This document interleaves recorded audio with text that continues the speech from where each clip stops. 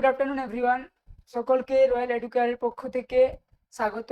আজকে আমি তোমাদের জন্য নিয়ে এসেছি মডেল নাম্বার 3। চলে যাক, আজ বেশি না কিছু বলে আমরা মডেল শুরু করি। তাহলে প্রথমে আমরা দেখে নেব যে কোশ্চেন কি আছে না, একের দেখে সঠিক উত্তরটি নির্বাচন করো। প্রথম যে কোশ্চেনটি আছে সেটি আছে, বাংলা ইজারদারি ব্যবস্থা প্রবর্তন করেন কে? না, এই যে অ্যান্সারটা কি হবে কোশ্চেনটার, না ওয়ারেন হেস্টিং। কবে করেছিল ইজারদারি ব্যবস্থা? সময়কালটা যদি আমরা দেখে নিই, 1772 খ্রিস্টাব্দে। কবে? না 1772 খ্রিস্টাব্দে।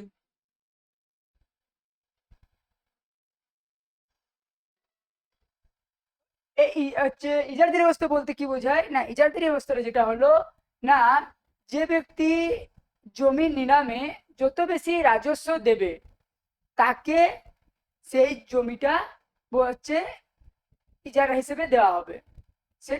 এটা হচ্ছে 5 বছরের জন্য ছিল, তাই আমরা একে ইজারদারি বন্দোবস্ত বলে থাকি। এবং এই বন্দোবস্তটাকে আর একটা নামে আমরা অভিহিত করে থাকি যে 5 সালা বন্দোবস্ত। যাই হোক, তাহলে আমাদের অ্যান্সার কি পেয়ে গেলাম, না বাংলা ইজারদারি ব্যবস্থা প্রবর্তন করেন কে? না ওয়ারেন হেস্টিং, 1772 খ্রিস্টাব্দে। Question number 2। কোয়েশ্চেন নাম্বার 2 তে আমরা চলে যাই। কোয়েশ্চেন নাম্বার 2 তে যে কোয়েশ্চেনটা আছে সেটা হচ্ছে গিয়ে, দাক্ষিণাত্যের কৃষকদের জন্য এগ্রিকালচারিস্ট রিলিফ ট্যাক্স চালু হয় কবে? তাহলে কবে? না দাক্ষিণাত্যের কৃষকদের সুবিধার জন্য যে আইনটা চালু করা হয়েছিল সেই আইনটা কি? না এগ্রিকালচারিস্ট রিলিফ অ্যাক্ট। সেটা হচ্ছে 1879 খ্রিস্টাব্দে চালু করা হয়েছিল। কত সালে? তাহলে 1879 সালে চালু করা হয়েছিল। এবার কোয়েশ্চেন নাম্বার 3 তে, আত্মীয় সভা প্রতিষ্ঠা করেন কে? আত্মীয় সভা, তাহলে আত্মীয় সভা কে চালু করেন? না রাজা রামমোহন রায়। কিসের জন্য? না স্বাভাবিকভাবে এটা কি, না সমাজ সংস্কারের লক্ষ্যে রাজা রামমোহন রায় কি করেছিল, না এই আত্মীয় সভা প্রতিষ্ঠা করেছিল। কবে করেছিল? 1815 খ্রিস্টাব্দে।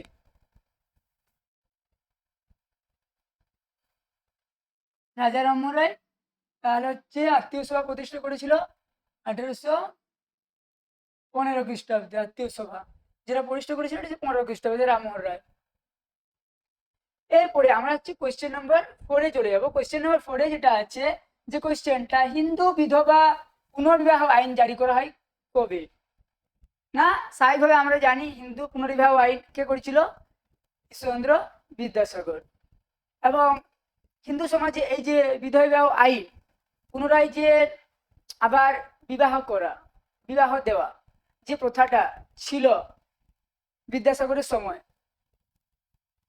কোন স্ত্রীর যদি স্বামী মারা যায় তাহলে সে আবার পুনরায় কি বিবাহ করতে পারবে।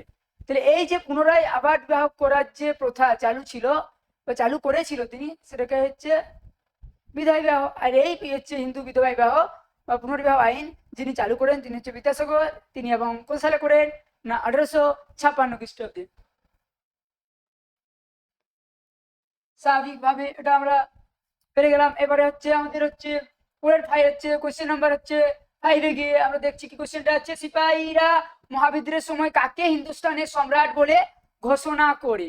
তাহলে সিপাহীরা মহাবিদ্রোহের সময় কাকে হিন্দুস্তানের সম্রাট বলে ঘোষণা করে? কোশ্চেন এটা আমাদের কাকে করে, না অ্যান্সার যেটা হবে সেটা হচ্ছে অপশন ডি, বাহাদুর শাহ জাফরকে। তাহলে বাহাদুর শাহ জাফরকে কি করে, না হিন্দুস্তানের সম্রাট হিসেবে হচ্ছে ঘোষণা করে। এরপরে আমরা যাব কোশ্চেন নাম্বার 6-এ। চলো দেখে নেওয়া যাক কোশ্চেন নাম্বার 6-এ যে কোশ্চেনটা আছে, নির্বিদ্রোহের একজন নেতা হলেন, তাহলে কে? না, স্বাভাবিকভাবে নীল বিদ্রোহ আমরা জানি কবে হয়েছিল। নীল বিদ্রোহ সময়কালটা যদি দেখে নিন, নীল বিদ্রোহ কবে হয়েছিল? না, নীল বিদ্রোহ হয়েছিল কবে? সময়কালটা যদি আমরা দেখে নিই, নীল বিদ্রোহ হয়েছিল 1859 থেকে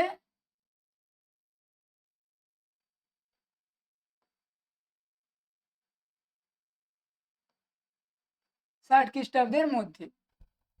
তাহলে 1859 থেকে 60 খ্রিস্টাব্দের মধ্যে নীল বিদ্রোহ হয়েছিল। নীল বিদ্রোহের নেতা কে ছিল? অনেকেই ছিল, হচ্ছে বিষ্ণুচরণ বিশ্বাস, দিগম্বর বিশ্বাস, কিন্তু এখানে অপশনে যেটা আছে, যেটা রয়েছে, সেটা হলো গিয়ে কি না বিষ্ণুচরণ বিশ্বাস।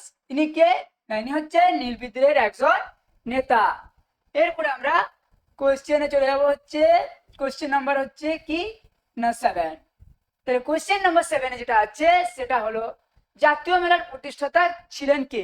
জাতীয় মেলা, এই জাতীয় মেলাকে আমরা অনেক নামে মানে জেনে থাকি। সেটা হচ্ছে একটা হচ্ছে চৈত্র মেলা, একটা হচ্ছে হিন্দু মেলা, একটা হচ্ছে জাতীয় মেলা।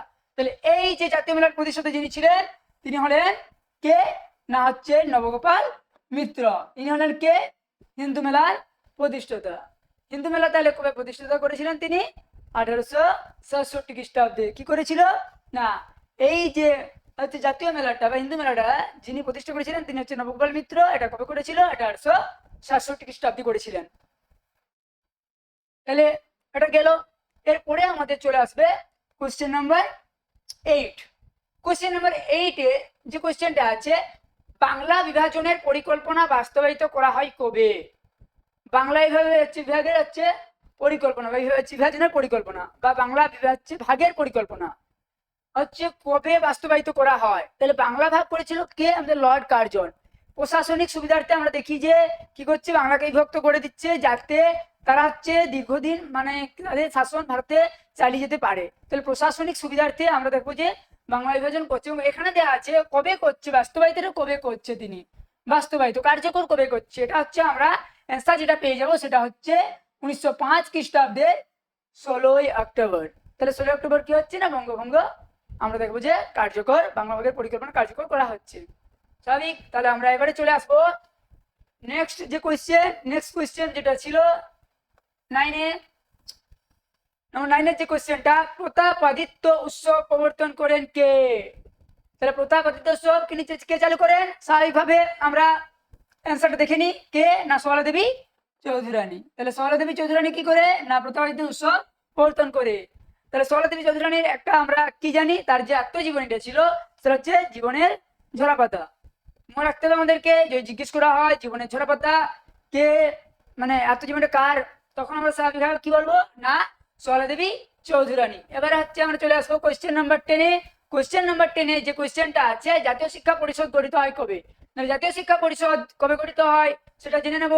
না জাতীয় শিক্ষা পরিষদ 1906-তে কি হচ্ছে না গঠিত হচ্ছে। জাতীয় শিক্ষা পরিষদে গঠিত হচ্ছে। জাতীয় শিক্ষা পরিষদ মানে উদ্দেশ্য কি ছিল না মাতৃভাষার মাধ্যমে শিক্ষা দেওয়া এবং স্বদেশী ধাঁচে শিক্ষার ব্যবস্থা করা, মাতৃভাষার মাধ্যমে শিক্ষা গড়ে তোলা, কারিগরি শিক্ষার ব্যবস্থা গড়ে তোলা, এগুলো তার উদ্দেশ্য ছিল। স্বাভাবিকভাবে আমরা জেনে নিলাম। এবারে আমরা চলে আসবো কি না নম্বর, ওই 2 নম্বর নিচের প্রশ্নগুলির নির্দেশ অনুযায়ী উত্তর দাও। 2 দাগের এর অতি সংক্ষিপ্ত উত্তরের প্রথম যে কোশ্চেনটা আছে সেটা আমরা হচ্ছে একটু দেখে নেব।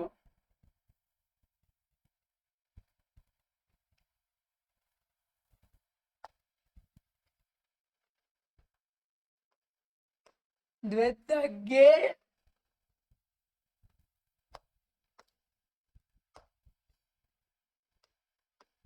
এর নাম্বার 1 যে কোশ্চেনটা রয়েছে সেটা হলো ঔপনিবেশিক ভারতে প্রথম পাটের কারখানা কোথায় চালু হয়? তাহলে স্বাভাবিকভাবে ঔপনিবেশিক ভারতে আমরা হচ্ছে পাটের কারখানা কোথায় চালু হয়েছিল তার হচ্ছে সময়কাল এবং স্থানটা জেনে নেব। কোথায় না হুগলির রিসরাতে। কোথায় চলেছে প্রথম পাটের কারখানা? কোথায় চলে? হুগলির রিসরাতে। হুগলির রিসরাতে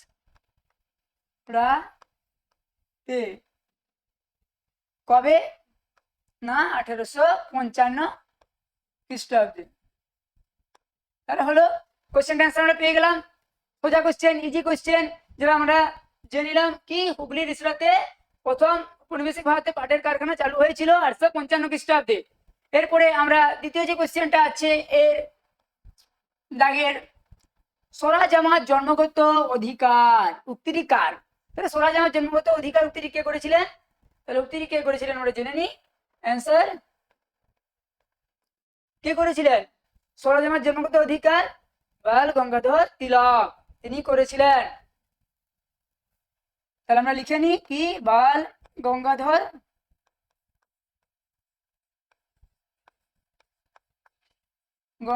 তিলক। স্বাভাবিকভাবে আমরা অ্যান্সারটা পেয়ে গেলাম। এরপরে আমরা বিয়ের দাগে চলে যাই। বিয়ের দাগের কোশ্চেন, যে কোশ্চেনটা আছে প্রথম বিয়ের দাগের একের যে কোশ্চেনটা সেটা হচ্ছে ঠিক না ভুল লেখো। তার মধ্যে প্রথম যে কোশ্চেনটা রয়েছে, নরমপন্থীরা চরমপন্থীদের কার্যকলাপকে 3 দিনের তামাশা বলতেন?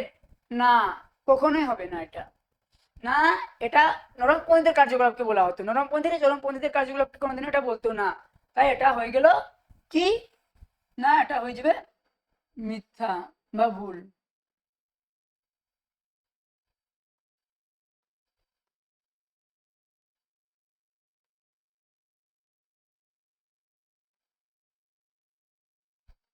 মিথ্যা বা ভুল। এরপরে দ্বিতীয় কোশ্চেন যেটা রয়েছে, কোম্পানি একচেটিয়া বাণিজ্যের অধিকার লোপ পায় 1813 খ্রিস্টাব্দে। এটা আমরা যখন পড়েছিলাম চিরস্থায়ী বন্দোবস্ত অবশিল্পায়ন, সেখানে দেওয়া আছে যে কি না কোম্পানি একচেটিয়া বাণিজ্যের অধিকার লোপ পায় 1813 খ্রিস্টাব্দে। একদম ঠিক, সঠিক।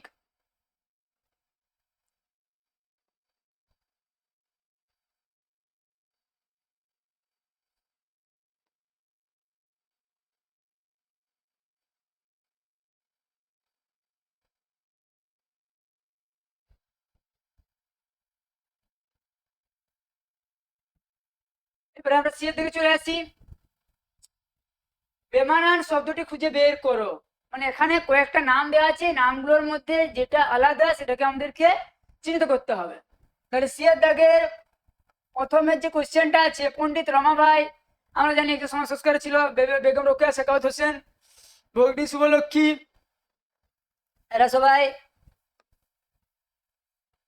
শিক্ষা সংস্কারের ক্ষেত্রে উল্লেখযোগ্য ভূমিকা পালন করেছিল। কিন্তু আর একজন রানী লক্ষ্মীবাই, ইনি কিন্তু সেই মহাবিদ্রোহ যখন হচ্ছিল তার সঙ্গে যুক্ত ছিলেন, ওই জন্য তিনি আমাদের কি হবে আলাদা। বেমানানটি হলো কোনটা? রানী লক্ষ্মীবাই। সিয়ের দাগের যদি আমরা দেখে নিই, সিয়ের দাগের আলাদা কোনটি? তাহলে রানী লক্ষ্মী বাই।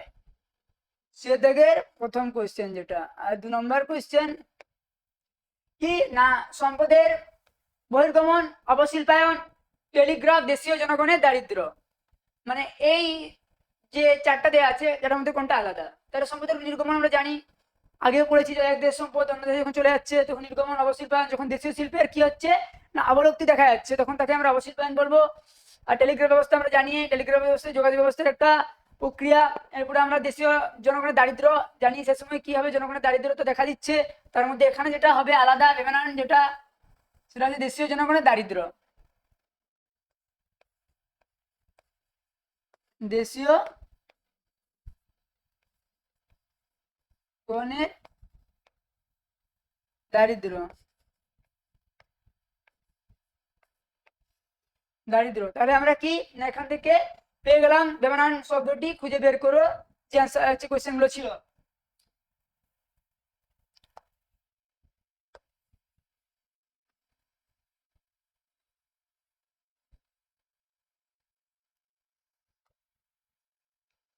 এবার আমরা কোশ্চেন ডি এর শূন্যস্থান পূরণ এর যে কোশ্চেনটা রয়েছে সেই কোশ্চেন গুলো আমরা একটু দেখে নিই কি কোশ্চেনটা রয়েছে, এবং সেই কোশ্চেন গুলো আমাদেরকে এখনই আমরা কি করবো না সলভ করে নিব। প্রথমে যে কোশ্চেনটা রয়েছে সেটা কি না নরমপন্থীদের দাবি ছিল সিভিল সার্ভিস পরীক্ষায় বসার বয়স করতে হবে ড্যাশ বছর। কত বছর? না আমরা স্বাভাবিকভাবে জানি যে সিভিল সার্ভিস হচ্ছে বসার যে বয়স সেটা ফিক্স কত করা হয়েছিল না 23 বছর। 23 বছর, এটা পেয়ে গেলাম। এবার দ্বিতীয় কোশ্চেন যেটা রয়েছে, দাদন বলতে কি বোঝায়? তাহলে দাদন কথার অর্থ আমরা কি জানবো? না স্বাভাবিকভাবে আমরা নির্বাচনের সময় দাদন কথাটা পরিচিত, সেটা পেয়েছি আমরা। সেটার অর্থ হলো গিয়ে কি? অগ্রিম অর্থ।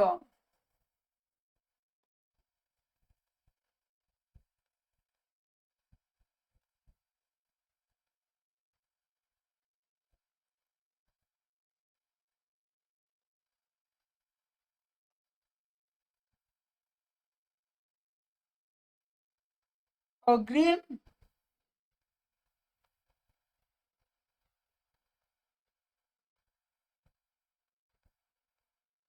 দাদন বলতে কি বোঝায়? না অগ্রিম অর্থ। এটা আমরা নীলবিদ্রোহের সময় হচ্ছে দেখেছি যে নীলকর যারা সাহেব তারা হচ্ছে নীল চাষীদের চাষ করার জন্য কি করছে না একটা অর্থ দিচ্ছে, এবং সেটা তারা যদি একবার নিয়ে নিত তাহলে তাদেরকে কি করতো না তারা নীল চাষ করতে বাধ্য করা হতো তাদেরকে। এরপরে আমরা চলে আসি ইয়ের দাগের স্তম্ভ। ক স্তম্ভের সঙ্গে খ স্তম্ভ মেলাও, এটা আমরা একটু মিলিয়ে নিই। তাহলে প্রথমে আমরা কি দেখবো, মানে বিজয় কৃষ্ণ গোস্বামী, বাল গঙ্গাধর তিলক, জ্যোতিরাও ফুলে, দীনবন্ধু মিত্র, আমাদের চারটা আছে। এবং চারটায় দিকে সমাজ সংস্কারক যারা রয়েছে, যে নামগুলো রয়েছে তাদের সঙ্গে এই দিকে যে নামগুলো রেখেছে তারা কি কি কে কোনটা চালু করেছিল। এবার এখানে স্বাভাবিকভাবে আমরা কি দেখবো না বিজয় কৃষ্ণ গোস্বামী মানে কোন বিষয়ের সঙ্গে যুক্ত ছিল। তাহলে বিজয় কৃষ্ণ গোস্বামী আমরা দেখবো এখানে কি না ব্রাহ্ম সমাজের সঙ্গে যুক্ত ছিল। আর বাল গঙ্গাধর তিলক হচ্ছে কিসের সঙ্গে যুক্ত ছিল? না সে যুক্ত ছিল হচ্ছে শিবাজি উৎসব। তিনি শিবাজি উৎসব চালু করেছিল। আর একটা উৎসব যিনি চালু করেছিল, আরো একটা যেটা উৎসব চালু করেছিল সেটা হচ্ছে কি না গণপতি উৎসব, আমরা সকলেই জানি। এরপরে কি জ্যোতিরাও ফুলে, তিনি কি করেছিল? তিনি কোন বিষয়ের সঙ্গে যুক্ত ছিল? সত্যশোধক সমাজ, নিম্নবর্গের মানুষদের সুবিধার জন্য, তাদের হয়ে আন্দোলনের জন্য তিনি এই সত্যশোধক সমাজ প্রতিষ্ঠা করেছিল। এটা হচ্ছে 1873 খ্রিস্টাব্দে তিনি করেছিল। এরপরে আমরা চলে দীনবন্ধু মিত্র কি নীলদর্পণ নাটক, নীল বিদ্রোহের সময়কালে লেখা হয়েছিল। তাহলে আমরা পেয়ে গেলাম স্বাভাবিকভাবে কোশ্চেনগুলো সোজা। এরপর আমরা চলে আসি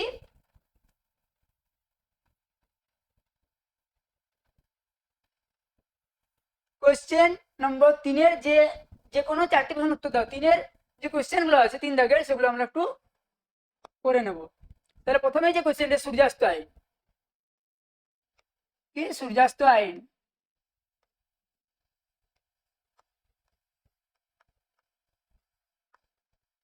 সূর্যাস্ত আইন, তাই বলে সূর্যাস্ত আইন বলতে কি বোঝো বা কি বুঝি আমরা? না চিরস্থায়ী বন্দোবস্তের ক্ষেত্রে একটা সমস্যার দিক ছিল কি না সূর্যাস্ত আইন।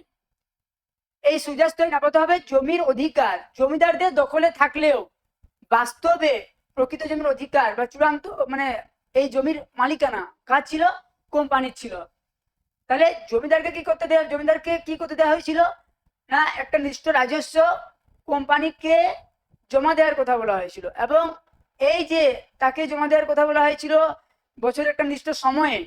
এই যে আইনটা এটাকেই বলা হচ্ছে কি না সূর্যাস্ত আইন।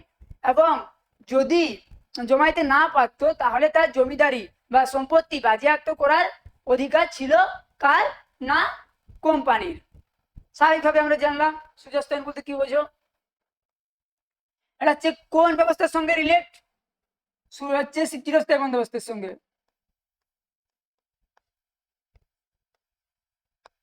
চিরস্থায়ী বন্দোবস্তের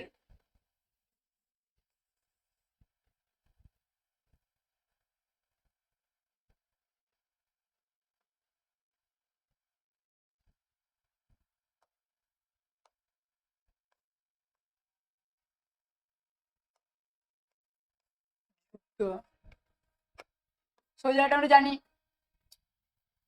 এরপরে যেটা আসবে যে কোয়েশ্চেনটা,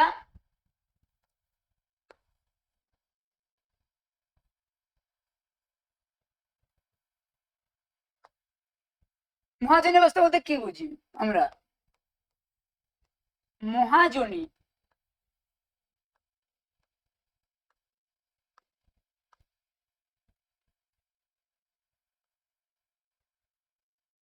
ব্যবস্থা। তাহলে এটা আমাদের হয়ে গেছে স্বাভাবিক। মহাজনী ব্যবস্থা বলতে কি বুঝি? তাহলে মহা অর্থাৎ মহৎ যে জন, মহাজনী বলতে বোঝায় সুদখোর ব্যক্তিকে, যিনি কি করেন, টাকা ধার দেন কৃষকদেরকে এবং তার বিনিময়ে কি আদায় করে, সুদ আদায় করে। এই যে টাকা ধার দিয়ে সুদ আদায় করার যে ব্যবস্থা, এটাকে হচ্ছে কি বলা হচ্ছে, মহাজনী কারবার।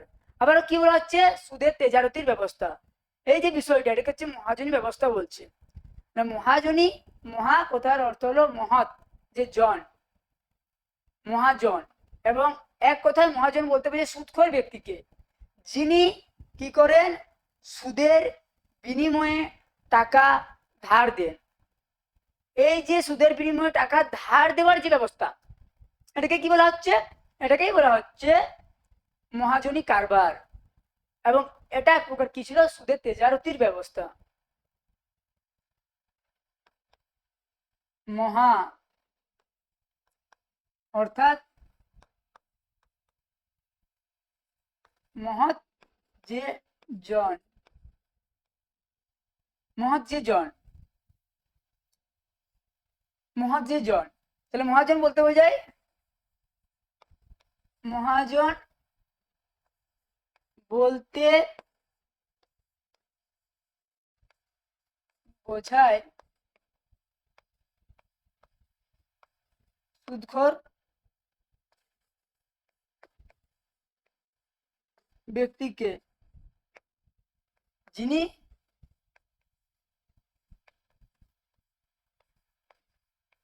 সুদের বিনিময়ে কি করে, টাকা ধার দেন। এই যে ব্যবস্থা, এই যে ব্যবস্থা, তাকে মহাজনী কারবার বলা হয়। তাহলে সোজা এই যে বিষয়টা, এটা সিম্পল একটা বিষয়। এটা আমরা যদি জেনে নিই তাহলে আমরা সহজে কি করবো না, পারবো। পরীক্ষা হলেও আমরা এটা লিখতে পারবো। তাহলে সোজা বিষয়টা, পরের কোশ্চেন আমরা চলে যাই।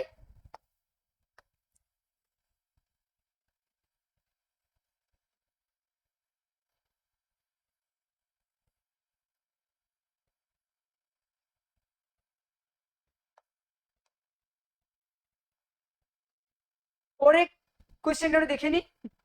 কোশ্চেনটা কি আছে না, কে কবে হচ্ছে কন্যা শিশুকে সাগরে ভাসিয়ে দেওয়ার কথা বন্ধ করেন? তাহলে আমরা এটা স্বাভাবিকভাবে জানি, কে করেন, কবে করেন। তাহলে আমরা দেখে নিই অ্যান্সারটা কি হয়। কে না, লর্ড ওয়েলেসলি। লর্ড ওয়েলেসলি কবে করে, 1803 খ্রিস্টাব্দে, 1803 খ্রিস্টাব্দে।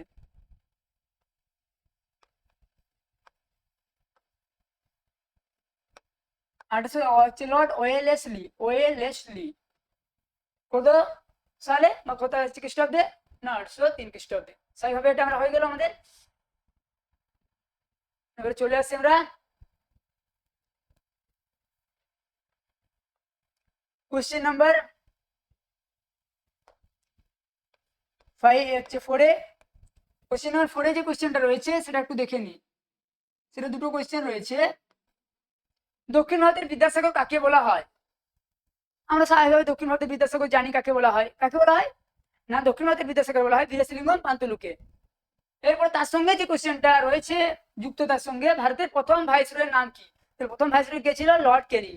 তাহলে আমরা লিখে নিই, 4-এর যে কোশ্চেনটা আছে, দক্ষিণ ভারতের বিদ্যাসাগর কাকে বলা হয়? বীরেশলিঙ্গম পান্তুলুকে। বীরেশ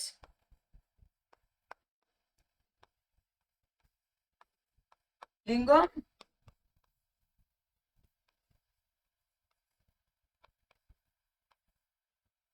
পান্তুলুকে কি বলা হচ্ছে না দক্ষিণ ভারতের বিদ্যাসাগর। আর ভারতের প্রথম ভাইসরয় কে ছিল? লর্ড ক্যানিং। লর্ড ক্যানিং। স্বাভাবিকভাবে আমরা তাহলে কি দুটো অ্যান্সার পেয়ে গেলাম। এরপরে আমাদের ফাইভের যে কোশ্চেনটা আছে, ফাইভের কোশ্চেনটা যেটা আছে যে অর্থনৈতিক জাতীয়তাবাদের দুজন প্রচারকের নাম লেখো। তাহলে অর্থনৈতিক জাতীয়তাবাদের দুজন প্রচারক কে ছিল? একজন কে? দাদাভাই নওরোজি, আমরা স্বাভাবিকভাবে জানি। আর একজন কে? রমেশচন্দ্র দত্ত। তাহলে ফাইভের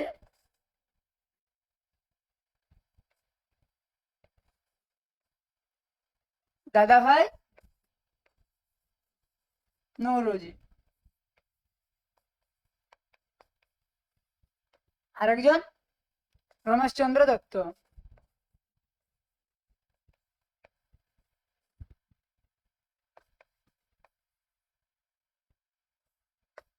দুজন, এরা ছিল জাতীয়তাবাদের দুজন প্রচারক। কোশ্চেন সিক্সের যে কোশ্চেনটা আছে সেটা আমরা একটু দেখে নেবো। কি জাতীয় সম্মেলন কবে কোথায় অনুষ্ঠিত হয়েছিল? তাই হয়, জাতীয় সম্মেলন কোথায় অনুষ্ঠিত হয়েছিল? না জাতীয় সম্মেলন কলকাতায় অনুষ্ঠিত হয়েছিল। এবং কি না কবে হয়েছিল? না 883 খ্রিস্টাব্দে। তাহলে আমরা লিখে নেবো একটু।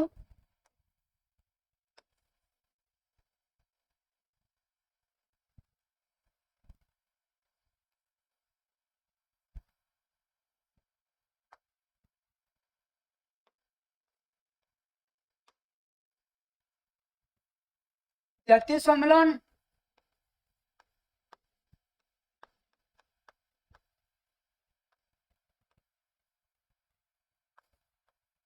আঠারোশো তিরাশি খ্রিস্টাব্দে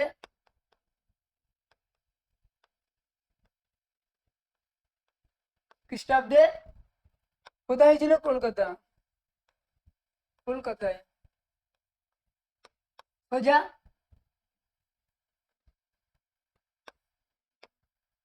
কলকাতায় 883 খ্রিস্টাব্দে। তাহলে অ্যান্সারটা পেয়ে গেলাম। এরপরে আমরা চলে আসবো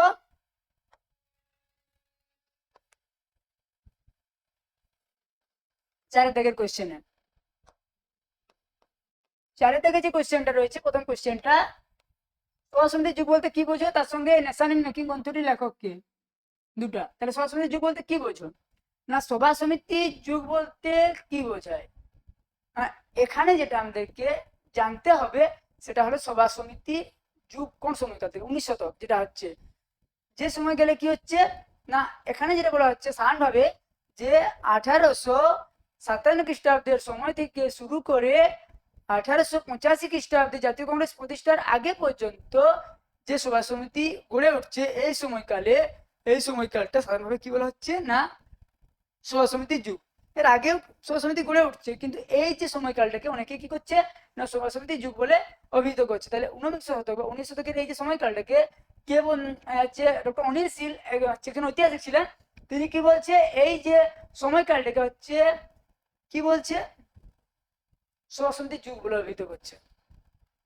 তাহলে আমরা জেনে নেবো। আর এই পরের যে কোশ্চেনটার সঙ্গে যুক্ত আছে নেশন ইন মেকিং গ্রন্থটি কার লেখা? এটা হচ্ছে কার লেখা? এই নেশন ইন মেকিং গ্রন্থটি হচ্ছে তাহলে সুরেন্দ্রনাথ বন্দ্যোপাধ্যায়। তাহলে আমরা একটু লিখে নিই সভা সমিতির যুগ।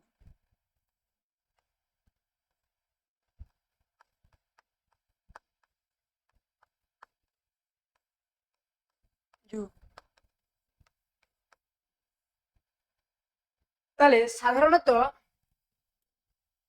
আমরা কি না 1857 খ্রিস্টাব্দের সময় থেকে 1857 খ্রিস্টাব্দের সময় থেকে শুরু করে 1885 খ্রিস্টাব্দের আগে পর্যন্ত সময়কালকে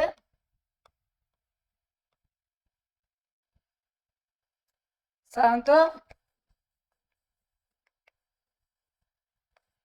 সভা সমিতির যুগ বলা হয়। তাহলে স্বাভাবিকভাবে আমরা পারবো কোশ্চেন হলো এটা যে 857 খ্রিস্টাব্দের সময় থেকে শুরু করে 850 খ্রিস্টাব্দের আগে পর্যন্ত সময়কালকে সাধারণভাবে সরস্বতী যুগ বলা হয়। তাহলে এই কোশ্চেনটা আমরা স্বাভাবিকভাবে পেরে যাবো। এই সময় অনেক সরস্বতী গুলো ছিল। বঙ্গভাষা প্রকাশিকা সভা, তার আগে থেকে মানে বঙ্গভাষা প্রকাশিকা সভা, জমিদার সভা, তারপরে আবার কি না হচ্ছে ভারত সভা, ইন্ডিয়ান লীগ, প্রত্যেকটাই কিন্তু কি হয়েছিল না আমরা দেখবো এই মানে সভা সমিতির যুগের আগে থেকে এবং এই সময়কাল 850 খ্রিস্টাব্দের আগে পর্যন্ত গড়ে উঠেছিল এবং যেগুলো সম্ভাবে পরীক্ষা আমাদেরকে জানতে হবে, এগুলো আমাদের পড়বে। আমরা পারবো করেই। ঠিক আছে, তাহলে আমরা চলে যাবো পরের কোশ্চেনে।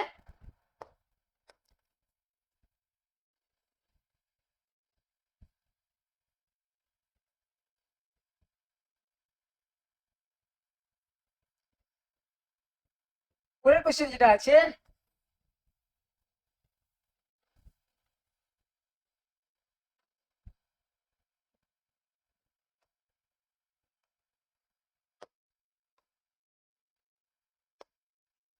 ব্রিটিশ শাসনকালে ভারতে প্রবর্তিত দুটি দমনমূলক আইনের নাম লেখো। তার সঙ্গে যে কোশ্চেন যুক্ত আছে, স্বদেশী যুগে প্রফুল্লচন্দ্র রায়ের রাজ্যে তৈরি একটি শিল্পের নাম লেখো।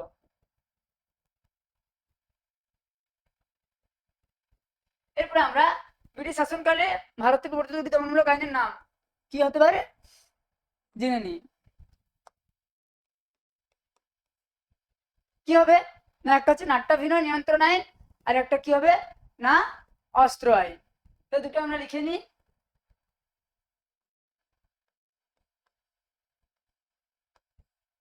নাট্যাভিনয়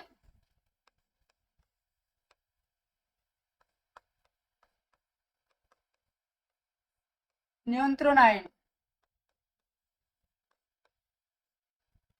আর একটা কি এটা কবে সময়কালটা ব্র্যাকেটে লিখে দিই 1876। আর দ্বিতীয়টা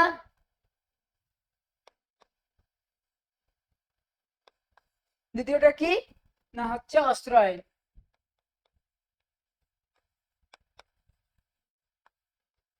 অস্ত্র আইন কত সালে না 1878।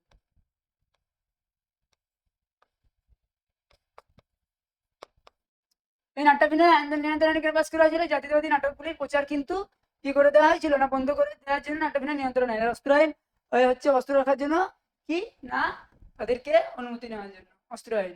তাহলে স্বাভাবিকভাবে হচ্ছে দুটো বিষয় আমরা হচ্ছে কি না জেনে নিলাম।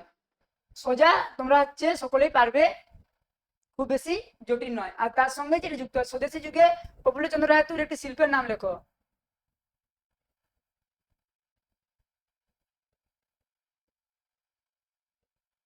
তাহলে প্রফুল্লচন্দ্র রায়ের ইয়েটা শিল্পের নামটা কি Bengal pharmaceutical and works.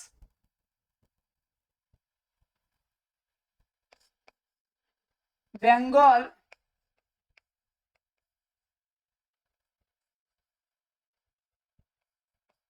Pharmaceutical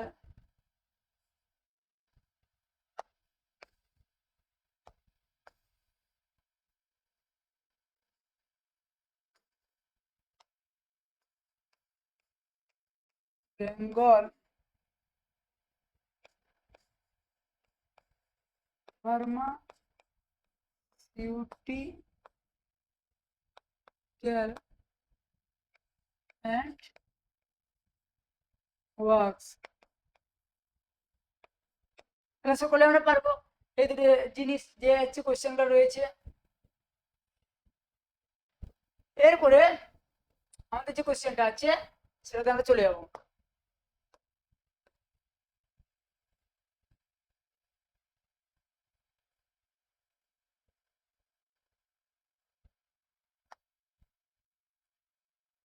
তিন দিকে যে কোশ্চেনটা আছে, বারাসাত বিদ্রোহ সম্পর্কে লেখো। তাহলে বারাসাত বিদ্রোহ সম্পর্কে আমরা জেনে নেব। তাহলে বারাসাত বিদ্রোহ এই যে বারাসাত বিদ্রোহ 19 শতকে যেসব আন্দোলন হয়েছিল, কি বললাম না 19 শতকে যেসব আন্দোলন হয়েছিল তার মধ্যে একটি অন্যতম আন্দোলন হলো ওহাবি আন্দোলন, যেটা 1820 থেকে 1870 খ্রিস্টাব্দের মধ্যে এই সময়কালের মধ্যে হয়েছিল। এবং এই ওয়াহাবি আন্দোলন এর বাংলায় যিনি নেতৃত্ব দিয়েছিলেন তিনি কে? তিতুমির। তাহলে ওয়াহাবি আন্দোলনের বাংলায় নেতৃত্ব দিয়ে তিতুমির বারাসাতে, যে বারাসাত অঞ্চলে যে ওয়াহাবি আন্দোলনের সূচনা করেন তাকে আমরা কি বলবো না বারাসাত বিদ্রোহ বলবো। তাহলে আমরা সকলেই বিষয়টা কি আর একবার জেনে নি না 19 শতকে যেসব আন্দোলন হয়েছিল তার মধ্যে একটি অন্যতম আন্দোলন হলো এই ওয়াহাবি আন্দোলন, যেটা হয়েছিল 1820 থেকে 1870 খ্রিস্টাব্দের মধ্যে। এবং বারাসাতে বা বারাসাত অঞ্চলে তিতুমিরের নেতৃত্বে যে ওয়াহাবি আন্দোলনের সূচনা হয়েছিল তাকে আমরা কি বলবো বারাসাত বিদ্রোহ বলবো। এবং এই বারাসাত বিদ্রোহ তিতুমির কাদের বিরুদ্ধে বিদ্রোহ করেছিল?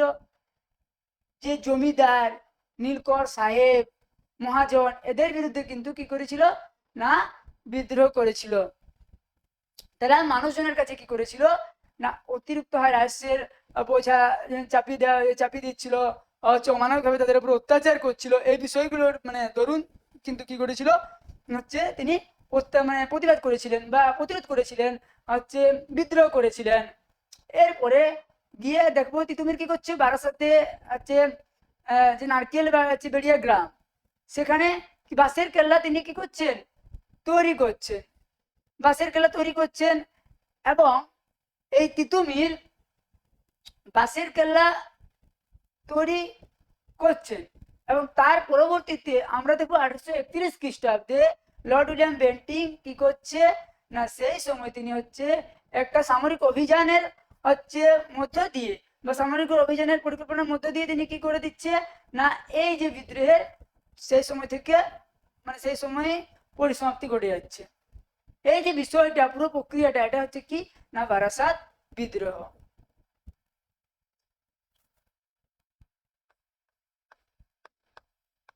বারাসাত বিদ্রোহ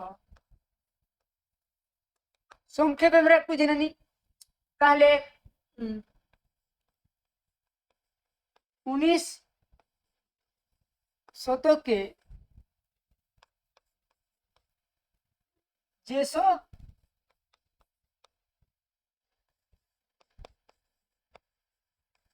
আন্দোলন হয়েছিল তার মধ্যে একটি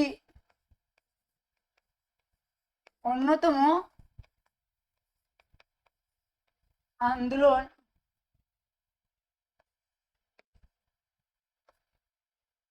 হলো ওয়াহাবি আন্দোলন। কি ওয়াহাবি আন্দোলন?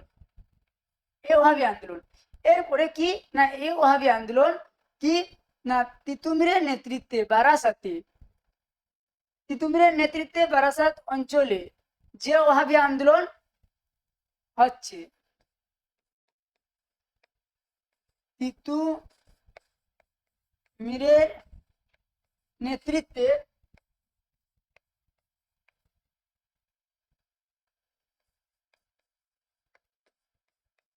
বারাসাত অঞ্চলে যে ওয়াহাবি আন্দোলনের সূচনা হয় তাকে আমরা কি বলবো? তাকে আমরা বলছি ওয়াহাবি আন্দোলন। তাহলে আমরা কি ওয়াহাবি আন্দোলন বারাসাত বিদ্রোহ বলবো, থেকে আমরা কি বলবো বারাসাত বিদ্রোহ। তাকে আমরা কি বলছি? তাকে বারাসাত বিদ্রোহ বলা হয়। স্বাভাবিক, আমরা তাহলে সকলেই পারবো, এটা বিষয়টা কোনো জটিল নয়, অনেক ইজি বিষয়। আমরা যদি পড়ে থাকি তাহলে আমরা সকলেই কি না পারবো, যদি আমরা জানি বিষয়টা, যদি পড়ে থাকি তাহলে আমরা সকলেই পারবো। এবং এই সময়কালটা যদি আমরা দেখি,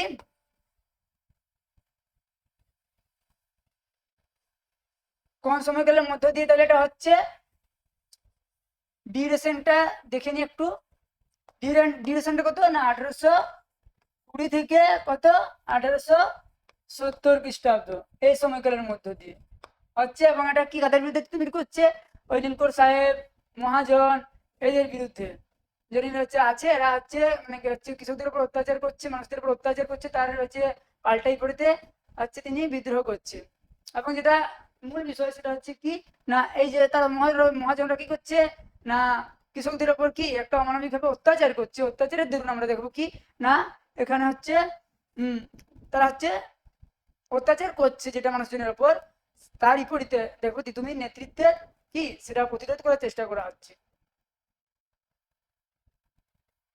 এবং যেটা বিষয়, যেটা আরেকটা বিষয়, লর্ড উইলিয়াম বেটিং যেটা 1831 খ্রিস্টাব্দে একটা সামরিক অভিযান চালানো, তার মধ্যে দিয়ে মানে এই যে মানে বিদ্রোহটা আছে এর পরিসমাপ্তি ঘটছে।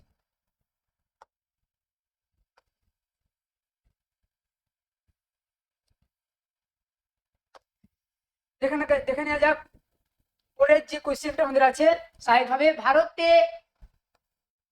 ভারতে জনমত গঠনে সংবাদপত্রের ভূমিকা আলোচনা করুন।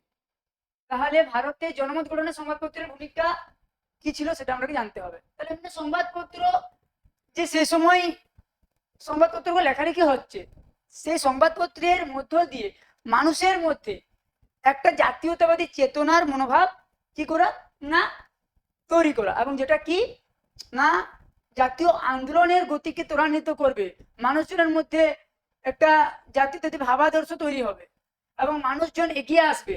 এবং এই জন্য বেশ কিছু সংবাদপত্র সেই সময় গুরুত্বপূর্ণ ভূমিকা পালন করেছিল।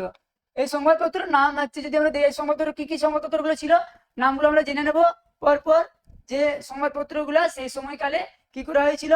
যেমন প্রথম যদি আমরা দেখি সংবাদপত্র পর যদি আমরা দেখি, Hindu Patriot, Hindu Patriot, সম্প্রকাশ,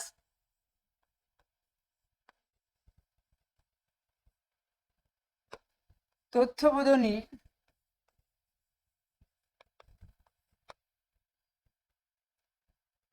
pioneer,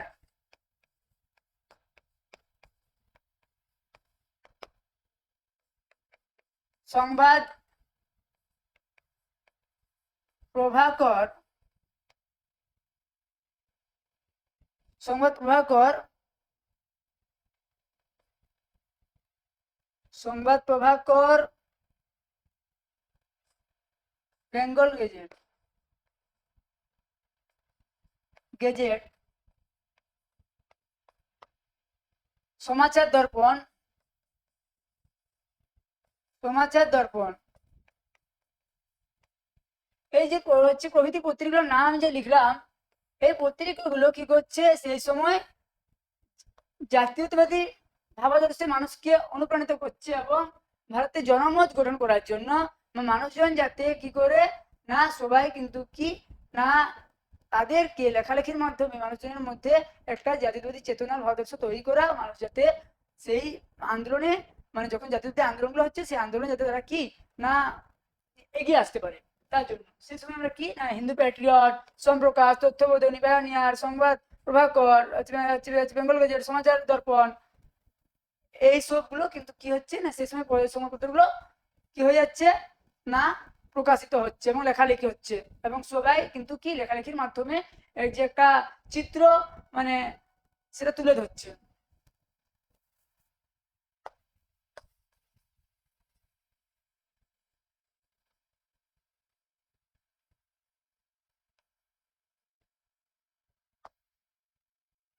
এরপরে আমরা চলে আসবো কোশ্চেন নাম্বার 5 এর আয়তনের বন্দোবস্ত কারা প্রবর্তন করে, বন্দোবস্তের দুটি এই বন্দোবস্তের হচ্ছে শর্তগুলি লেখো।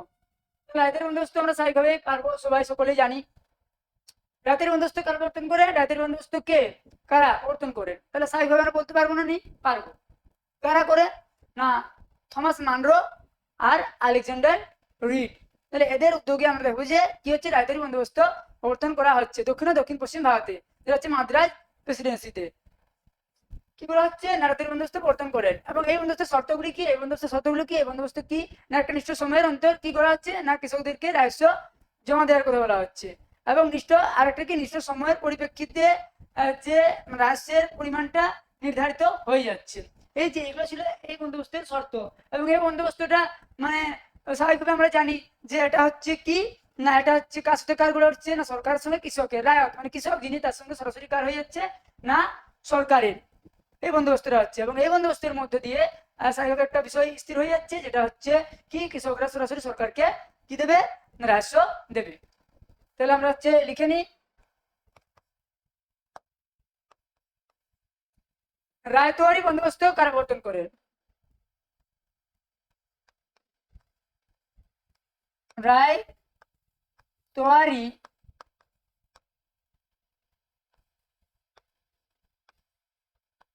বন্দোবস্ত প্রবর্তন করেন কে না, থমাস মানরো। আরেকজন কে না,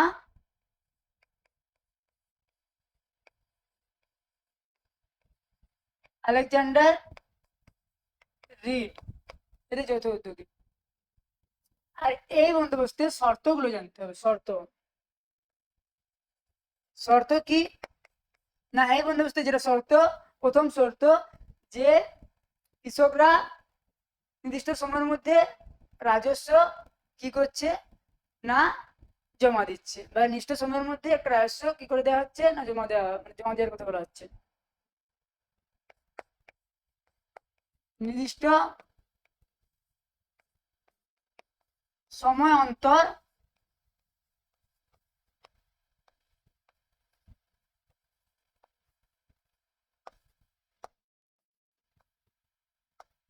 সময় অন্তর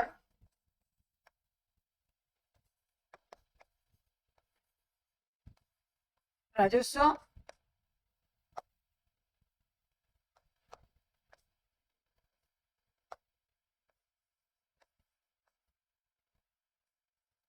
জমা দেওয়া।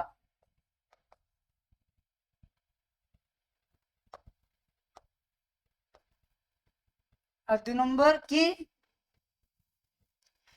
আর 2 নম্বর কি, একটা হচ্ছে নির্দিষ্ট সময় অন্তর রাজস্ব জমা দেওয়া, আর একটা হচ্ছে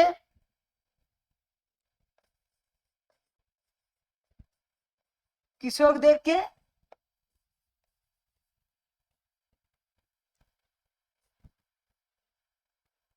নির্দিষ্ট রাজস্বের পরিমাণটা, কৃষকদেরকে নির্দিষ্ট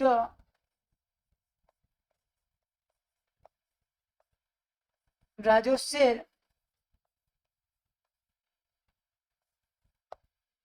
পরিমাণ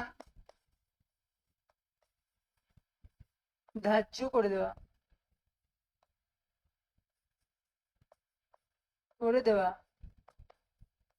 তাহলে এগুলো আমাদেরকে জানতে হবে স্বাভাবিকভাবে। কি এগুলো আমরা হচ্ছে যদি জানি বা আমরা পড়ে থাকি বা আমরা পড়ি, তাহলে আমরা স্বাভাবিকভাবে সবাই কিন্তু এগুলো পারবো। এবং এগুলো কোনো জটিল বিষয় নয়। এগুলো আমরা যদি কন্টিনিউ পড়তে থাকি বা জানতে থাকি, পড়ার মাধ্যমে জেনে থাকি, তাহলে আমরা সবাই কিন্তু বিষয়গুলো পারবো। তাহলে এটা আমাদের হয়ে গেলো। পরের কোশ্চেন আমরা চলে যাবো।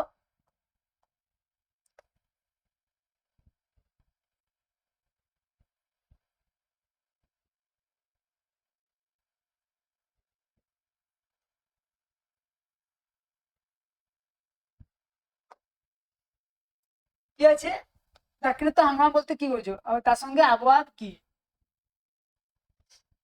তাহলে কোশ্চেনটা, দাক্ষিণাত্য হাঙ্গামা বলতে কি বোঝো? 875 খ্রিস্টাব্দে, 875 খ্রিস্টাব্দে দাক্ষিণাত্যে, যে দাক্ষিণাত্যের কোথায় না, মহারাষ্ট্রের পুনে ও আহমেদনগরে যে কৃষক বিদ্রোহ দেখা দিয়েছিল, তাকে আমরা সামভাবে দাক্ষিণাত্য হাঙ্গামা বলে থাকি।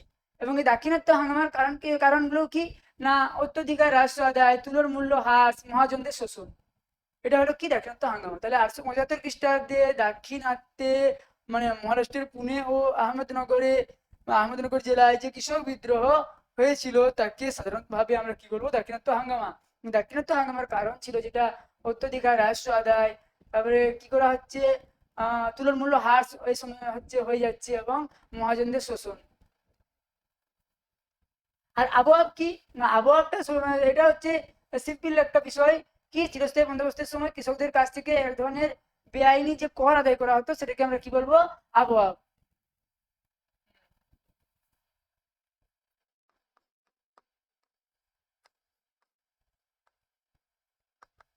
দাক্ষিণাত্য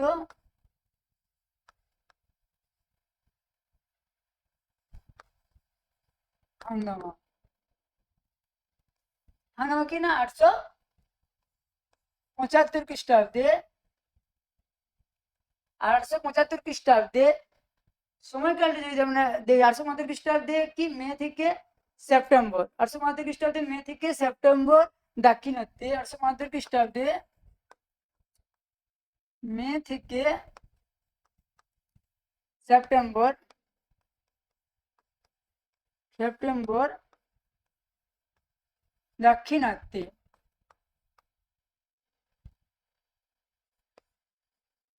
মহারাষ্ট্রের পুনে ও আহমদ নগরে যে কৃষক বিদ্রোহ কি হচ্ছে না দেখা দিচ্ছে তাকে সাধারণত দাক্ষিণাত্য হাঙ্গামা বলা হয়। তাহলে আমরা পারবো স্বাভাবিকভাবে 875 খ্রিস্টাব্দে মে থেকে সেপ্টেম্বর হচ্ছে দাক্ষিণাত্যে মহারাষ্ট্রের পুনে ও আহমেদনগর এই যে কৃষক বিদ্রোহ দেখা দিচ্ছে তাকে সাধারণত দাক্ষিণাত্য হাঙ্গামা বলা হয়। তো এটা আমাদের স্বাভাবিকভাবে এরা পেয়ে যাবো, এটা সোজা একটা বিষয়, এটা না পারার কিছুই নেই নাকি, তাহলে আমরা সবাই পারবো। ওকে, পুরো কোশ্চেন আমরা চলে আসি।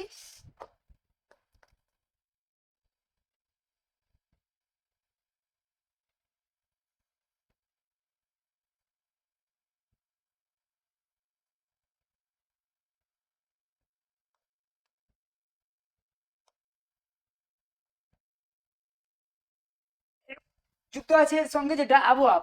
আবহাওয়া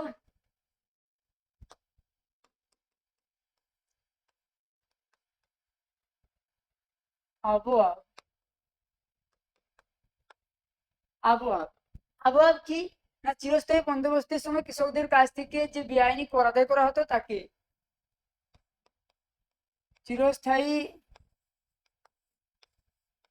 বন্দোবস্তের সময় কৃষকদের দের কাছে থেকে যে বেআইনি বেআইনি কর আদায় করা হতো তাকে কি না আবহাওয়া বলা হচ্ছে, কি বলা হচ্ছে, আবহাওয়া। তাকে আবহাওয়া বলা হয়, তাকে আদায় করা হতো তাকে আবহাওয়া বলা হতো।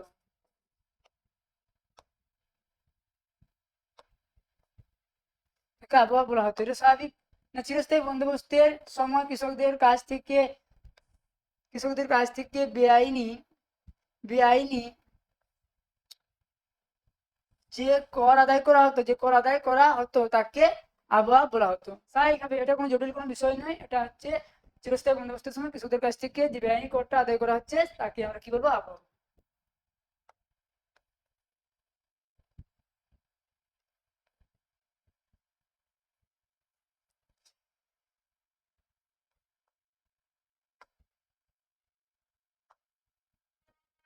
এবার চলে আসছি আমরা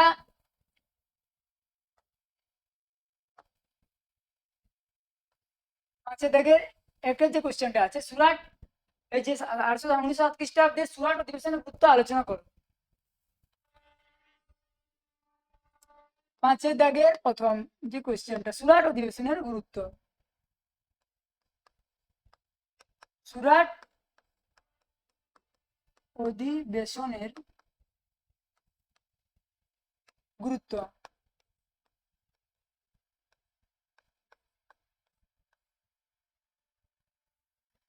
সুরাট অধিবেশনের গুরুত্ব কি সেটা আমরা একটু জেনে নেব।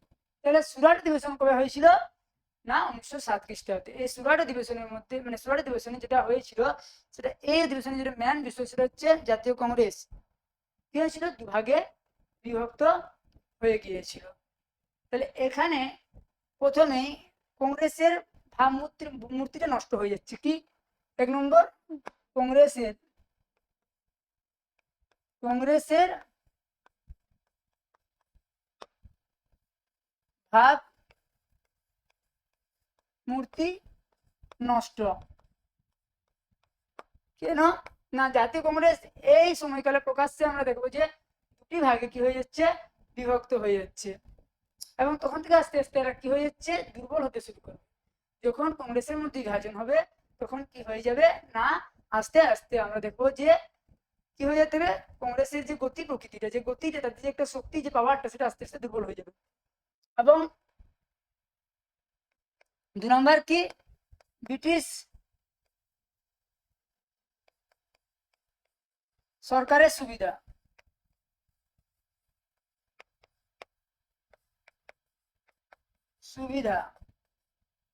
তাহলে ব্রিটিশ সরকারের স্বাভাবিকভাবে কি হচ্ছে না, সুবিধা হচ্ছে, কংগ্রেসের ভাবমূর্তি নষ্ট হচ্ছে, ব্রিটিশ সরকারের একটা কি হচ্ছে, সেই সময় থেকে কি হয়ে যাবে না, তাদের একটা সুবিধা হয়ে যাবে।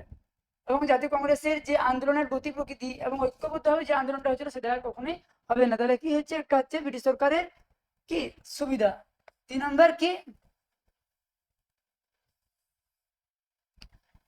কি হবে, 3 নম্বর যেটা হবে হচ্ছে চরমপন্থীদের যেটা দেখা যাবে, তারা হচ্ছে তাদের যে চরমপন্থীদের আন্দোলন, তারা যে আন্দোলন করছে মানে করছিল, সে আন্দোলনের তাদের একটা ব্যর্থতা দেখা যাবে এবং তারা কি হবে, দুর্বল হয়ে পড়বে। তাহলে চরমপন্থী নেতৃবৃন্দের কি এখানে দেখা যাবে, তাদের হচ্ছে দুর্বলতা। এবং নরমপন্থীদের কি না হচ্ছে, তাদের একটা কোথাও গিয়ে কখনো কি না, চরমপন্থীদের যখন ব্যর্থতা হবে, নরমপন্থী সক্রিয়ভাবে কি হতে থাকবে, তারা একটু আন্দোলনটা আগের দিকে এগিয়ে নিতে থাকবে। মানে এই সময় কংগ্রেস যখন বিভাজন হচ্ছে, দুপক্ষই তো কি হয়ে যাচ্ছে না, দুটি ভাগে ভাগ হয়ে যাচ্ছে, একদিকে চরমপন্থী, একদিকে হচ্ছে নরমপন্থী। নরমপন্থীর দাবি দেওয়া সাইকেল আমরা জানি কি, আবেদন নিবেদন। এবং এদের দাবি দেওয়া কি হচ্ছে, চরমপন্থীদের এদের হচ্ছে সশস্ত্র সংগ্রাম, আর নরমপন্থীর আবেদন নিবেদন। তাহলে সশস্ত্র সংগ্রামের মাধ্যমে চরমপন্থীরা কি আন্দোলন করতে চাইছিল, এবং নরমপন্থীরা কি করতে চাইছিল, নরমপন্থীরা চাইছিল যে আবেদন নিবেদনের মাধ্যমে আমরা জাতীয় দাবি দাবা ব্রিটিশদের কাছ থেকে আদায় করে নেব। তাহলে কি, চরমপন্থীদের আন্দোলনের দুর্বলতা, চরমপন্থীদের আন্দোলনের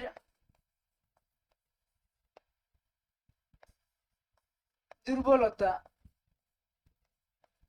কেন না, চরমপন্থী এই সময় কি হয়ে যাচ্ছে, অরবিন্দ ঘোষ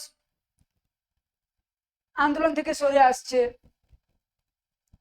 তিলক কি করছে, তিলক স্বাভাবিকভাবে কারারুদ্ধ হচ্ছে, লালা লাজপত রায় কি করছেন, তিনি হচ্ছেন বিদেশ যাত্রা করছেন, বিপিন চন্দ্র পাল কি করছেন না, বিপিন চন্দ্র পাল হচ্ছে সাময়িক অবসর নিচ্ছেন।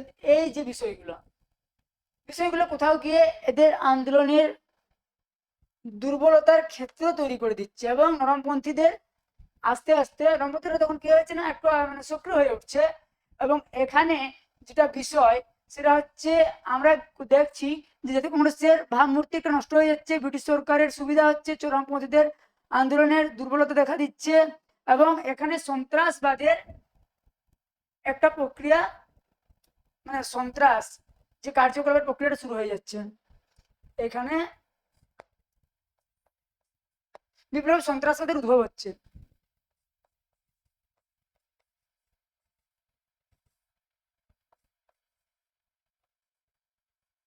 সন্ত্রাস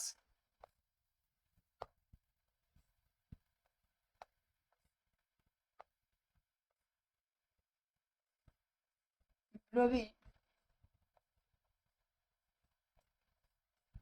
সন্ত্রাসবাদের উদ্ভব। তাহলে কি হচ্ছে, বিপ্লবী সন্ত্রাসবাদের উদ্ভব হচ্ছে, সন্ত্রাসবাদের কি হয়ে যাচ্ছে, উদ্ভব হচ্ছে, বিপ্লবী সন্ত্রাসবাদের উদ্ভব।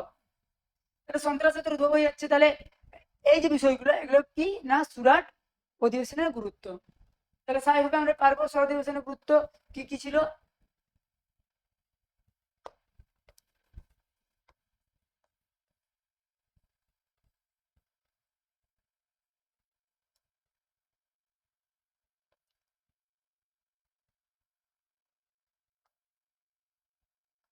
এরপর আমরা কোশ্চেনে চলে আসবো যে মুসলিম সমাজের অগ্রদূত কাকে বলা হয়, তার সংস্কারমূলক কার্যাবলী আলোচনা করো। তাহলে মুসলিম সমাজের অগ্রদূত কাকে বলা হয় না, মুসলিম সমাজের অগ্রদূত আমরা সকলেই জানি, যিনি মহান ব্যক্তিত্ব বা ব্যক্তিত্বের অধিকারী, তিনি হলেন সৈয়দ আহমেদ খান। তাকে আমরা বলবো মুসলিম সমাজের অগ্রদূত। এবং তার সংস্কারমূলক কার্যাবলী আলোচনা করো। তার সংস্কারমূলক কার্যাবলী যেগুলো ছিল সেগুলো হলো, তিনি কি করেছিল না, সায়েন্টিফিক সোসাইটি প্রতিষ্ঠা করেছিলেন। তারপরে কি করেছিলেন, তারপরে গাজীপুরে বিদ্যালয় স্থাপন করেছিলেন, মোহামেডান এঙ্গলো ওরিয়েন্টাল কলেজ স্থাপন করেছিলেন, তারপরে হচ্ছে মোহামেডান এডুকেশনাল কনফারেন্স তৈরি করেছিলেন, এবং মুসলিম যে যুবক তাদেরকে বার্তা দিয়েছিলেন যে তাদের একমাত্র শিক্ষার ক্ষেত্রে এগিয়ে আসার ফলে তাদের কিন্তু কি হবে না, তাদের অগ্রগতি ঘটবে। এবং নারীদের কি করছে, নারীদেরকে শিক্ষার আঙিনায় নিয়ে আসছে, কুসংস্কার মুক্ত সমাজ গঠন করছে, ইংরেজি শিক্ষার প্রসার ঘটানোর চেষ্টা করছে মুসলমান সমাজের মধ্যে। এবং মুসলমান যারা হচ্ছে হচ্ছে কি না, যারা মানুষজন আছে, এবং কি করছে, তালাক প্রথার হচ্ছে বিরোধিতা করছে। তারপরে কি আরো কি করছে তিনি, আরো এই মহিলাদের জন্য পর্দা প্রথার বিরোধিতা করছে। তারা সবাই যেন শিক্ষার আঙিনে আসে, পাশ্চাত্য শিক্ষাকে গ্রহণ করে, ইংরেজি শিক্ষাকে সমর্থন করে, এবং ইংরেজি শিক্ষায় গ্রহণ করার ফলে তাদের মধ্যে যে মানে অগ্রগতি ঘটবে। এই যে বিষয়গুলো, এগুলো কি করছে, তাদের উন্নতির ক্ষেত্রে, তাদের আগামী ভবিষ্যৎ মানে যাতে তৈরি হয় এবং তারা যাতে শিক্ষার আঙিনায় প্রবেশ করতে পারে, প্রত্যেকটা বিষয় তাদেরকে কি আদেশ দিচ্ছে, এবং তারা যাতে এই মানে বিষয়গুলো মানে এবং তারা যাতে সক্রিয়ভাবে মানে তাদের মানে তারা শিক্ষাক্ষেত্রে মানে প্রবেশ করে এবং তাদের কুসংস্কার মুক্ত সমাজ থেকে তারা হচ্ছে মুক্তি পায়। তাহলে আমরা হচ্ছে জেনে নিই মুসলিম সমাজের অগ্রগতি হলো শের সৈয়দ আহমদ খানকে। শের সৈয়দ আহমদ খানকে কি বলা হয়, মুসলিম সমাজের অগ্রদূত। তিনি হচ্ছিলেন কি, মুসলিম সমাজের অগ্রদূত। তার সংস্কারমূলক কার্যাবলী, সংস্কারমূলক কার্যাবলী।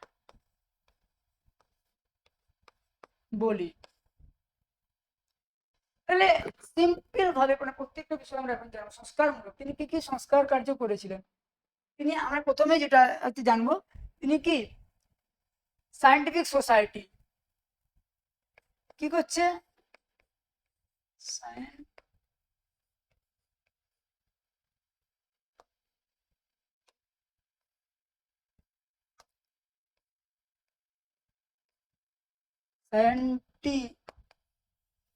সায়েন্টিফিক সোসাইটি কি করছে না, তৈরি করছে, যাতে তৈরি করেন যাতে সায়েন্টিফিক ভাবে বা হচ্ছে বিজ্ঞানের অগ্রগতি ঘটে, মানুষজন যাতে এই কুসংস্কার ত্যাগ করতে পারে এবং সংস্কার মুক্ত সমাজ হচ্ছে কুসংস্কার মুক্ত সমাজ গড়ে তুলতে পারে। এরপরে কি করছে, মোহামেডান 875 খ্রিস্টাব্দে মোহামেডান অ্যাংলো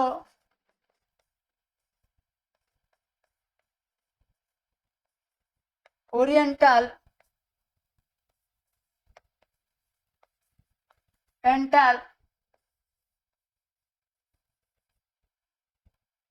কলেজ তৈরি করেন।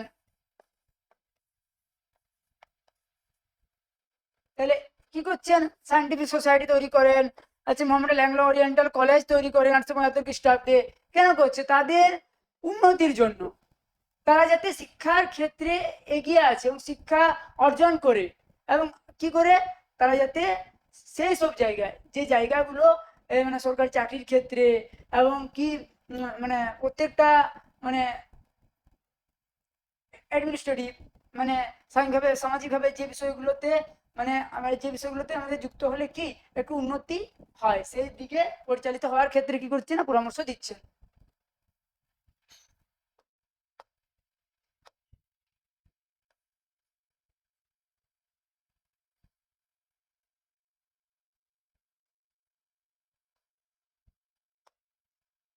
আবার কি করছে না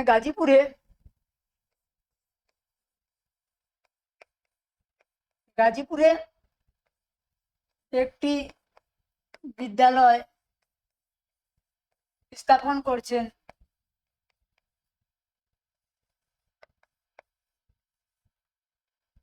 তারপরে 1886 খ্রিস্টাব্দে কি করছেন? মোহামেডান যে কনফারেন্স করছেন, সেখানে educational conference, Mohammedan educational conference, Mohammedan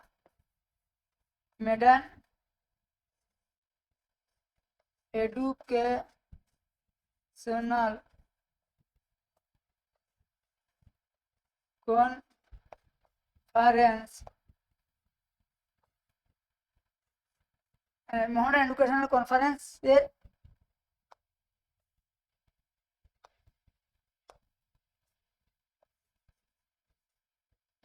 এর আয়োজন করছেন।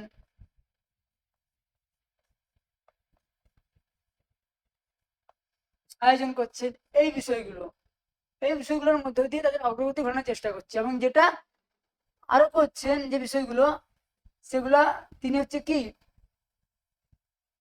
মুসলিম যে যুবক তাদেরকে শিক্ষার আঙ্গিনায় নিয়ে আসার জন্য উৎসাহ দিচ্ছে, তারা যাতে শিক্ষা অর্জন করতে পারে এবং তারা আগামী দিনে আরো যাতে এগিয়ে আসে।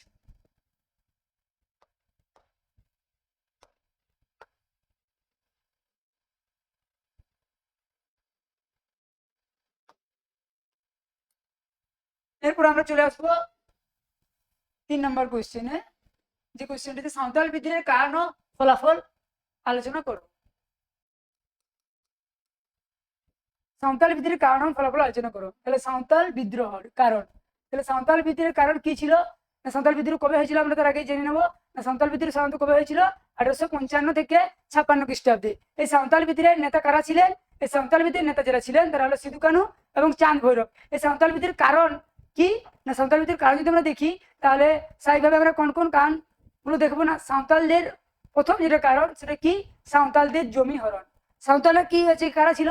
সাঁওতালরা ছিল সাদা সিধা সরল প্রকৃতির শান্তিপ্রিয় মানুষজন, এবং এদের যেটা বিষয় কি না, তারা একটা মানে জঙ্গলাকীর্ণ জমিকে পরিষ্কার পরিচ্ছন্ন করে চাষযোগ্য জমিতে রূপান্তরিত করেছিল, এবং সেটা কি ব্রিটিশরা হরণ করতে চেষ্টা করেছিল।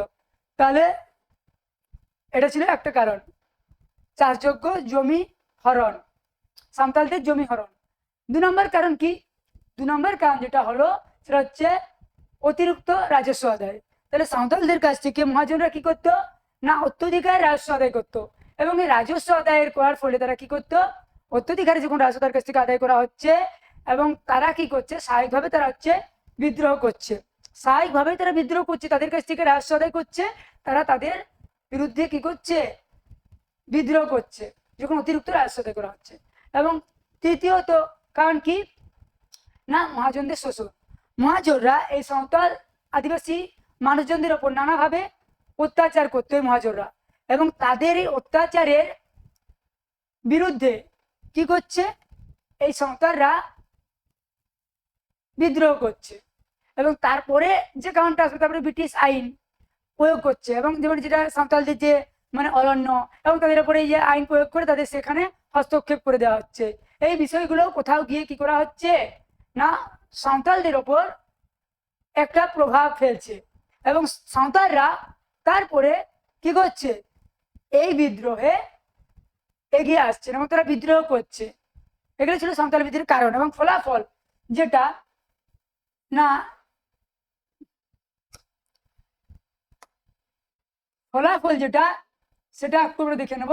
ফলাফল কি না, ফলাফল যেটা হয়েছিল, সাঁওতাল অধ্যুষিত যে এলাকা নিয়ে, সে এলাকা নিয়ে সাঁওতাল পরগনা জেলা গঠন করা হয়েছিল, এবং যে সাঁওতাল যে বহিরাগত তাদের ওপর বহিরাগতদের ওপর নিষেধাজ্ঞা জারি করে দেওয়া হয়েছিল, বহিরাগত মহাজনদের ওপর নিষেধাজ্ঞা জারি করে দিয়েছিল ব্রিটিশ সরকার।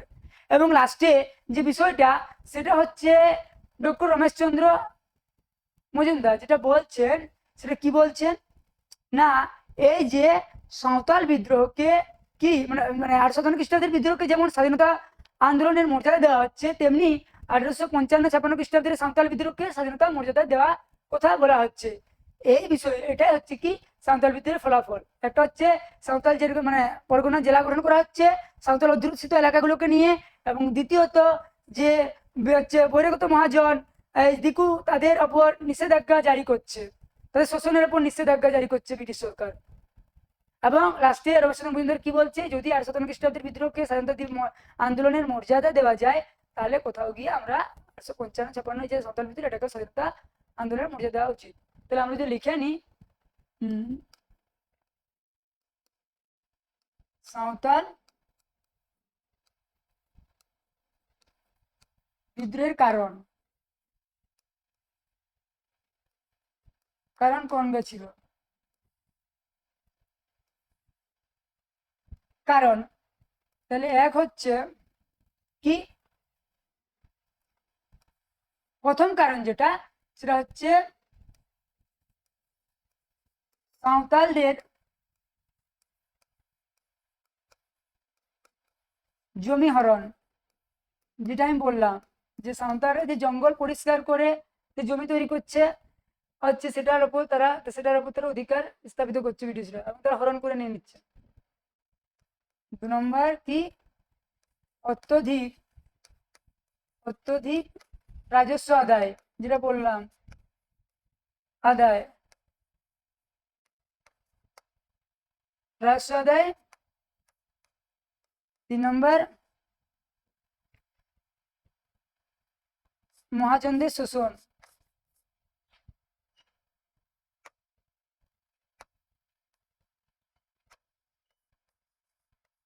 মহাজনদের শোষণ।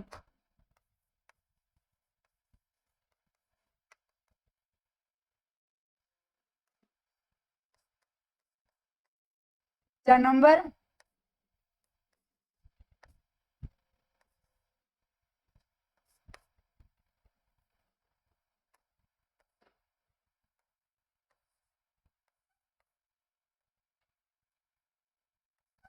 ব্রিটিশ আইন, ব্রিটিশ আইনের প্রয়োগ।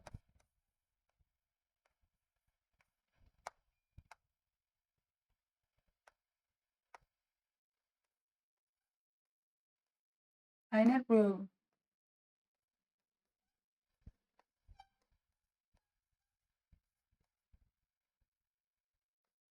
তাহলে এই কারণগুলো কোথাও গিয়ে সাঁওতালদের বিদ্রোহ করতে বাধ্য করেছিল। এরপরে হচ্ছে ফলাফল, যেটা আগে আমরা আলোচনা করেছি।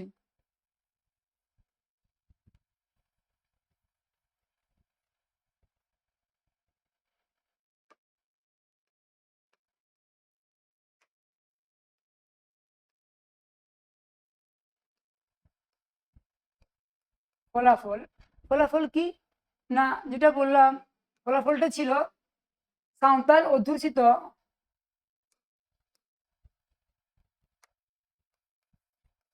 সাঁওতাল অধ্যুষিত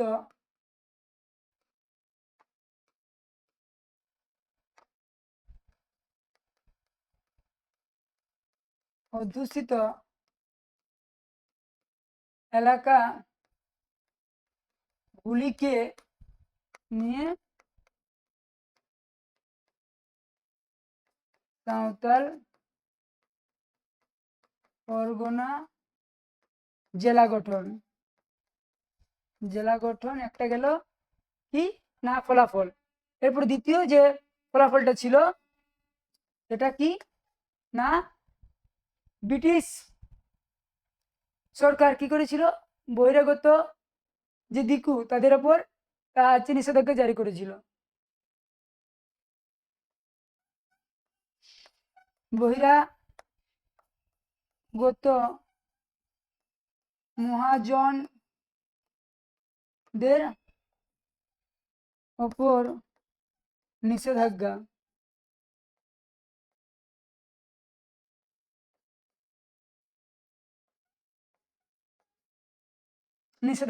জারি করে।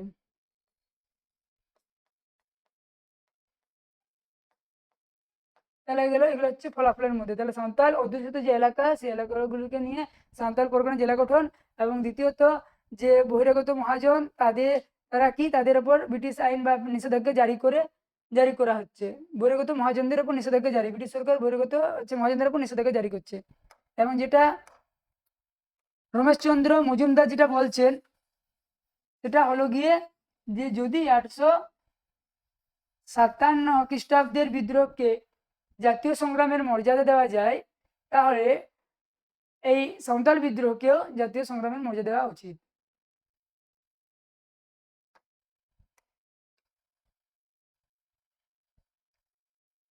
এরপর আমরা দেখে নেব যে কোশ্চেনটা আছে লাস্ট যে কোশ্চেনটা, চিরস্থায়ী বন্দোবস্ত বলতে কি বুঝো? এই বন্দোবস্তে তিনটি সুফল আর তিনটি কুফল লেখো। তাহলে স্বাভাবিকভাবে চিরস্থায়ী বন্দোবস্ত বলতে কি বুঝো এবং এর তিনটি সুফল ও তিনটি কুফল লেখো। তাহলে স্বাভাবিকভাবে চিরস্থায়ী বন্দোবস্ত বলতে কি বুঝো?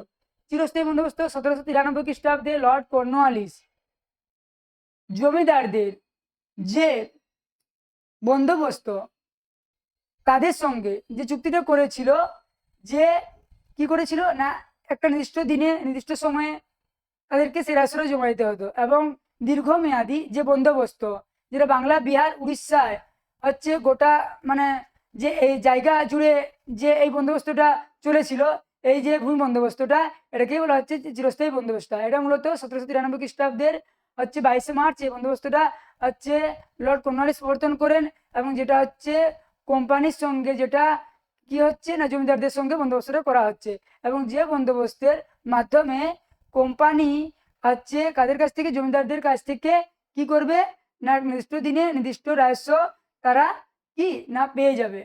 এবং এই যে একটা দীর্ঘমেয়াদী ভূমি বন্দোবস্ত যে প্রক্রিয়াটা সেটাকে আমরা বলছি চিরস্থায়ী বন্দোবস্ত। স্বাভাবিক চিরস্থায়ী বন্দোবস্ত, চিরস্থায়ী বন্দোবস্ত। তাহলে 1793 খ্রিস্টাব্দের 22শে মার্চ কি হয়েছিল এই বন্দোবস্তটা চালু হয়েছিল কোন কোন জায়গায়? বাংলা বিহার উড়িষ্যায়। একটা দীর্ঘমেয়াদী ভূমি বন্দোবস্ত ব্যবস্থাটা একটা দীর্ঘ মেয়াদী ভূমি বন্দোবস্ত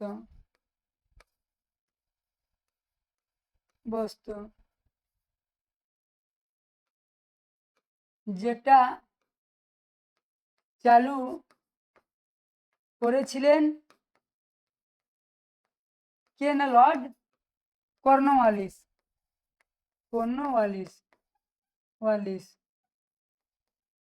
তাহলে স্বাভাবিকভাবে আমরা পেরে গেলাম। যদি আমাকে জিজ্ঞেস করে চিরস্থায়ী বন্দোবস্ত বলতে কি বুঝো, তাহলে আমরা কি বলবো স্বাভাবিকভাবে যে 1793 খ্রিস্টাব্দের 22শে মার্চ বাংলা বিহার উড়িষ্যায় যে দীর্ঘমেয়াদী ভূমি বন্দোবস্ত হচ্ছে কোম্পানির সঙ্গে জমিদারদের হয়েছিল সেটাই আমরা কি না চিরস্থায়ী বন্দোবস্ত বলবো। হচ্ছে এরপরে যেটা আছে চিরস্থায়ী বন্দোবস্তের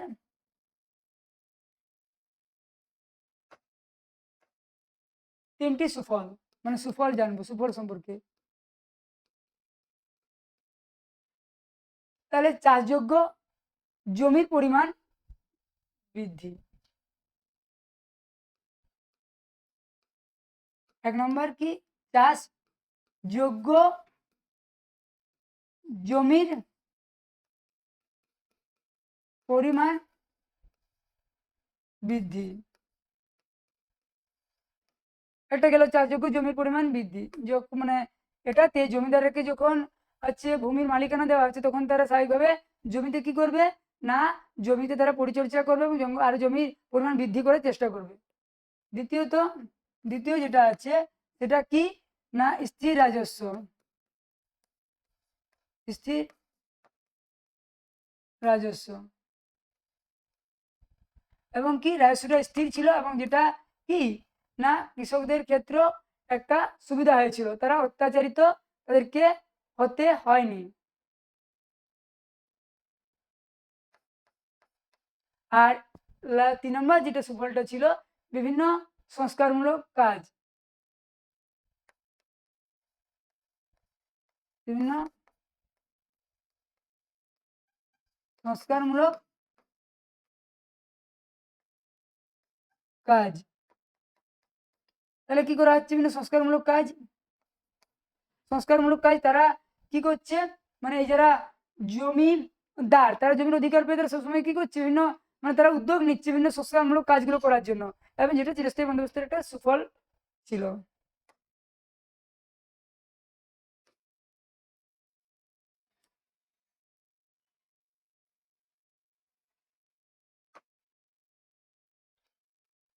এবারে কুফল। কুফল কি না, কুফল 3টি কুফল আমরা জানবো।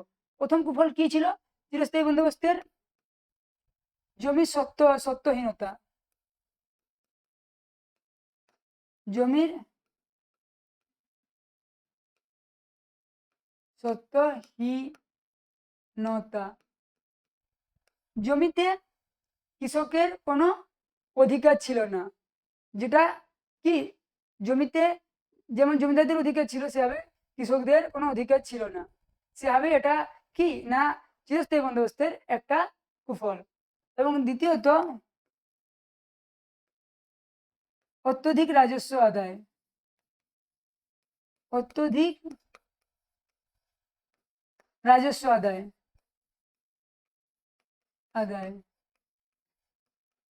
এবং এটা কি না, যখন জমিদাররা জমির অধিকারে থাকতেন, তাদের অধিকার ছিল জমিতে, তখন তারা কি স্বাভাবিকভাবে তারা কি করতো না, তারা অতিরিক্ত হারে রাজস্ব আদায় করতো, এবং কোথাও গিয়ে এটা কৃষকদের উপর একটা প্রভাব পড়তো, এবং তারা কি প্রভাবিত হতো এরা। তারপর তারা হচ্ছে তাদের প্রতি প্রতিরোধ মানে তাদের প্রতি বিদ্রোহ করতো এবং আন্দোলন করতো। এবং 3 নম্বর, মহাজনদের শোষণ।